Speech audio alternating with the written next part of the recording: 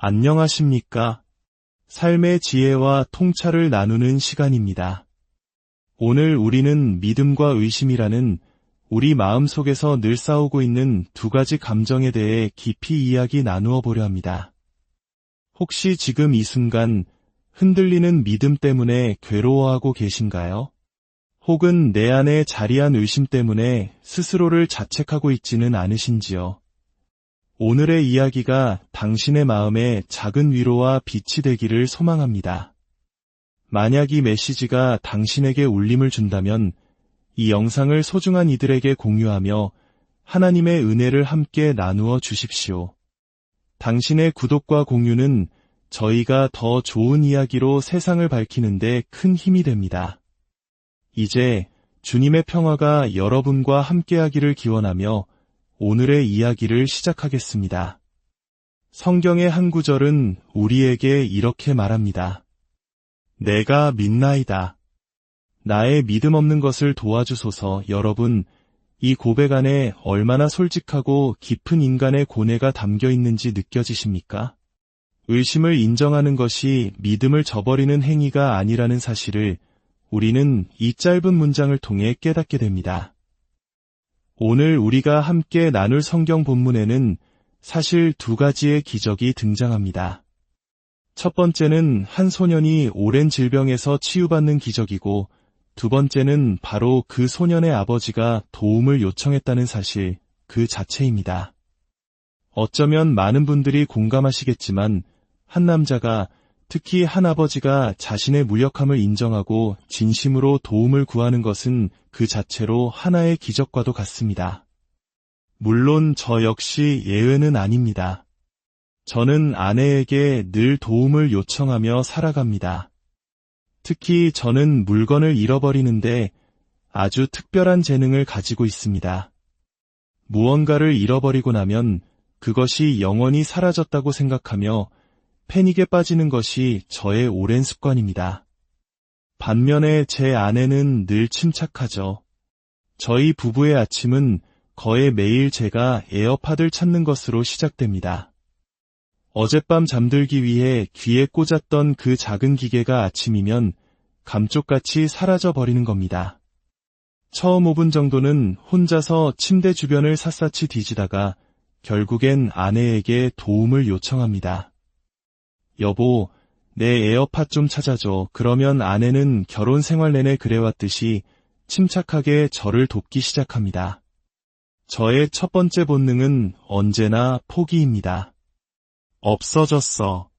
영원히 사라진 거야. 선글라스든 에어팟이든 심지어는 하나님이 주신 영적인 은사마저도 잠시 느껴지지 않으면 저는 쉽게 단정해버립니다. 하나님의 임재가 느껴지지 않아. 이젠 다 끝났나 봐. 30초나 찾아봤는데 에어팟이 안 보여. 이건 분명히 사라진 거야. 그럴 때마다 아내는 제게 이렇게 말하곤 합니다. 에어팟에 발이 달려서 혼자 걸어 나갔을까요? 불과 몇 시간 전에 당신 귀에 있었잖아요.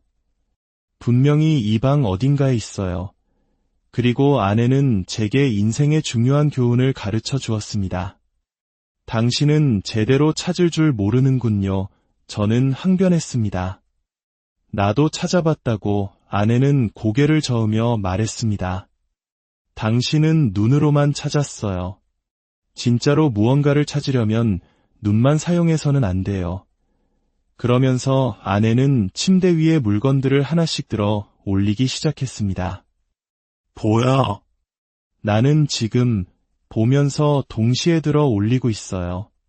베개 밑도 살펴보고 이불도 걷어내고 있잖아요. 그 순간 저는 마치 하나님의 음성을 듣는 듯했습니다. 우리 중 많은 이들이 그저 눈으로만 볼 뿐 직접 들어 올려 그 아래를 살펴보려 하지 않는다는 것을요. 제대로 찾는 법을 모르는 것입니다. 그래서 우리는 지난 몇 달간, 어쩌면 몇 년간 이렇게 말해왔을지 모릅니다. 믿음을 잃어버렸어. 아닙니다. 당신은 믿음을 잃은 것이 아닙니다. 단지 제대로 찾는 법을 모를 뿐입니다. 우리는 너무나 쉽게 기쁨을 잃었어. 평안을 잃었어. 심지어 정신을 잃을 것 같아 라고 말합니다. 하지만 당신은 아무것도 잃지 않았습니다. 단지 찾는 법을 배워야 할 뿐입니다. 때로는 무언가를 찾기 위해 익숙했던 것들을 들어올려 그 아래를 살펴보고 덮여있던 것들을 걷어내야만 합니다. 그저 방에 들어와 한번 쓱 둘러보고는 없네. 사라졌어. 라고 외치는 것처럼 신앙생활을 하고 있지는 않으신가요? 분명 아침엔 기분이 좋았는데 사탄이 내 기쁨을 훔쳐갔어 라고 말하기 전에 혹시 내가 기쁨을 아무데나 내버려둬서 사탄이 가져가기 쉽게 만들지는 않았는지 돌아봐야 합니다. 이제 다시 성경 속 아버지의 이야기로 돌아가 봅시다. 그는 예수님께 외쳤습니다. 내가 믿습니다. 그래서 제 아들을 당신께 데려온 것입니다. 하지만 제 안에 있는 이 불신을, 이 믿음 없음을 부디 도와주십시오. 오늘 제가 여러분과 나누고 싶은 가장 중요한 메시지는 이것입니다. 믿음 없음을 가지고 있는 것과 믿지 않는 자가 되는 것 사이에는 엄청난 차이가 있다는 사실입니다. 이 아버지는 저는 믿지 않는 사람입니다. 라고 말하지 않았습니다. 그는 제 안에 믿음 없음이 있습니다. 라고 고백했습니다. 우리 삶에서 하나님의 약속이나 심지어 하나님의 존재 자체에 대해 의심이 들 때가 있습니다. 하지만 그 의심이 당신을 불신자로 만드는 것은 아닙니다.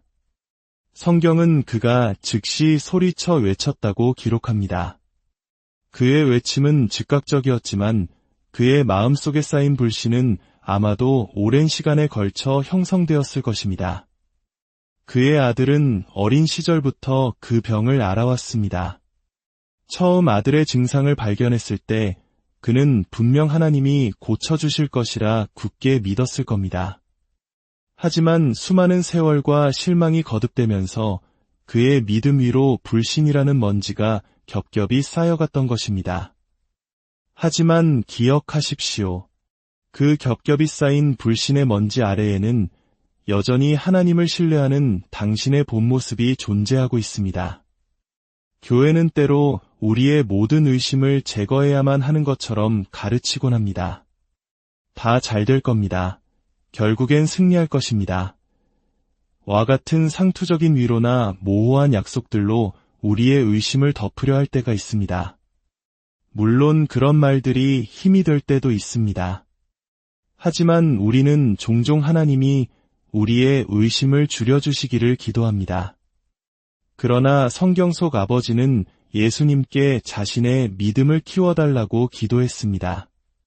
나의 믿음 없는 것을 도와주소서. 이 기도는 내 안의 의심을 없애주세요가 아니라 의심을 이겨낼 만큼 큰 믿음을 주세요라는 간절한 외침이었습니다.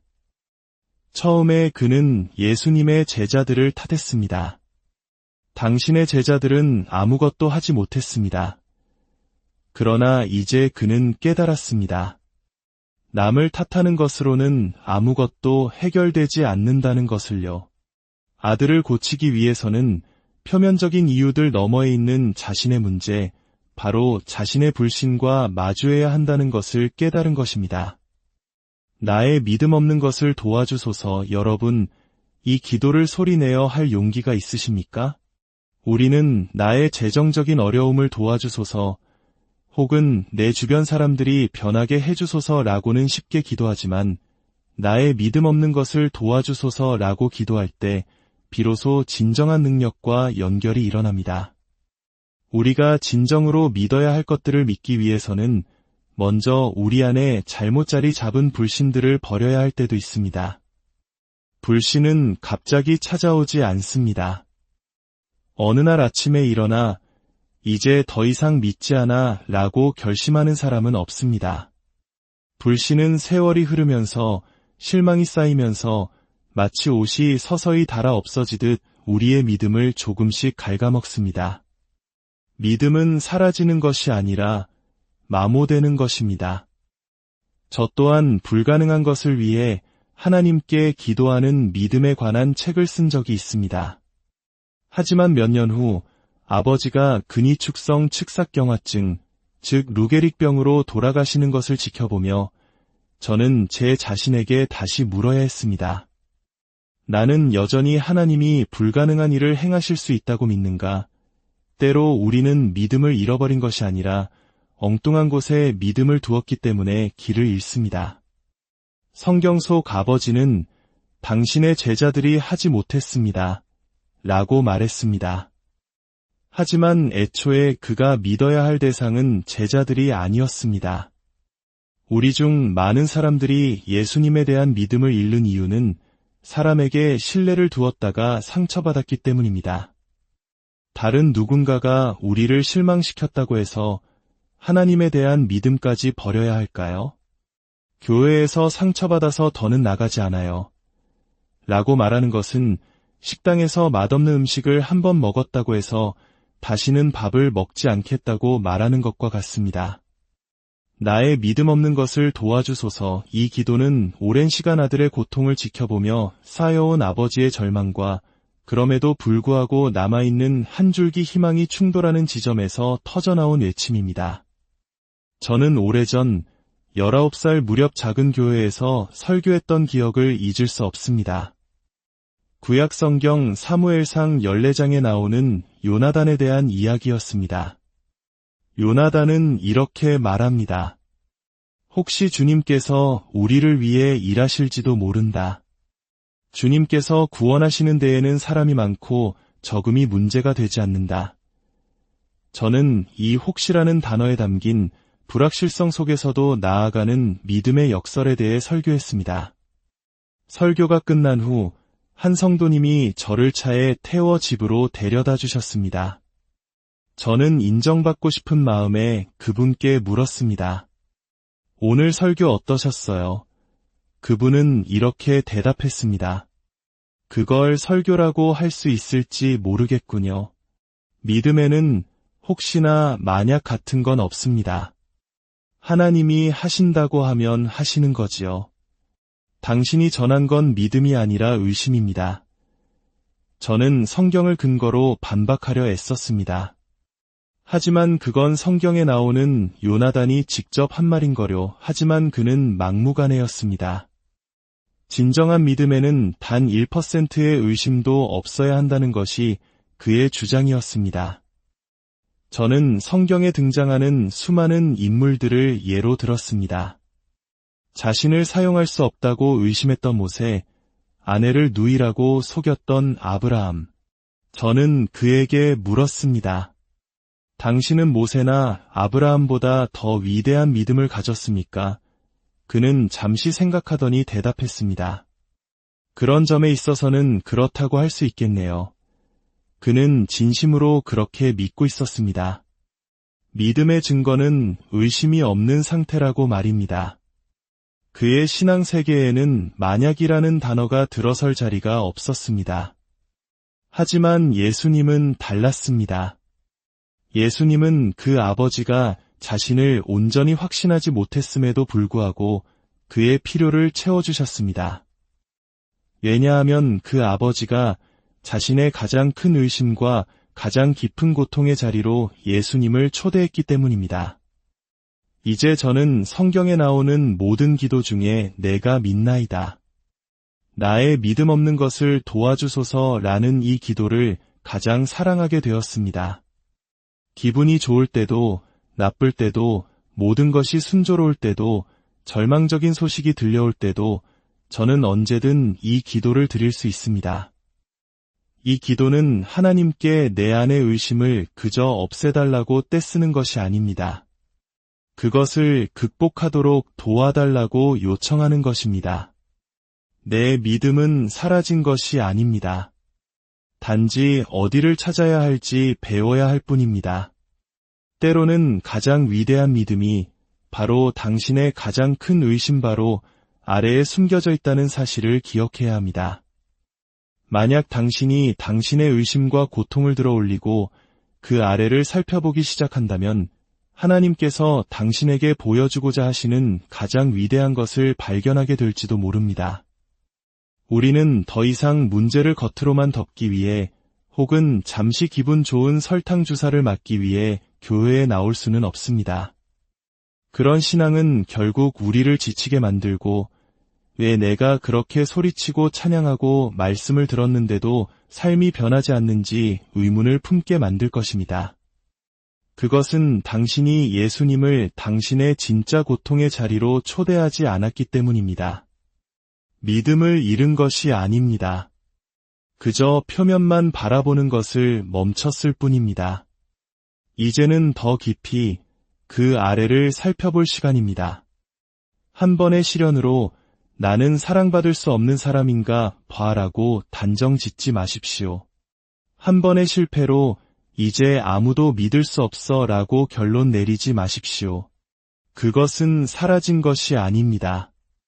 단지 어디를 찾아야 하는지, 어떻게 찾아야 하는지를 배워야 할 뿐입니다. 당신의 가장 깊은 의심 속으로 주님을 초대하십시오. 그리고 용기 내어 고백하십시오. 주님, 제가 믿습니다. 그러나 제 안에 있는 이 연약한 믿음 없음을 불쌍히 여기시고 도와주소서. 그 솔직한 고백이 시작될 때 당신은 잃어버렸다고 생각했던 모든 것을 다시 찾게 될 것입니다. 주님의 은혜와 평강이 여러분의 삶에